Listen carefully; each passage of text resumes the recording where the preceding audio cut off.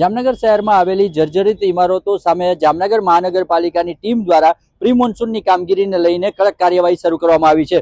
જૂના railway station પાસે આવેલી ગીતા લોજ તરીકે ઓળખાતી આ 3 માળીય ઇમારત જે લાંબા સમયથી જર્જરિત હાલતમાં છે તેને હાલ પાડવાની કામગીરી શરૂ કરી છે। આપણી સાથે જામનગર મહાનગરપાલિકાના દબાણ નિરીક્ષક હર્ષ જાદવ છે, તેમની પાસેથી જાણીએ હાલ કયા પ્રકારની કામગીરી ને કુલ કેટલી એવી બિલ્ડિંગો છે જેની સામે આ પ્રકારની કાર્યવાહી થનાર છે। હાલ અતિ જર્જરિત પ્રી મોન્સૂનની કામગીરી અંતર્ગત 16 બિલ્ડિંગો આવેલી છે।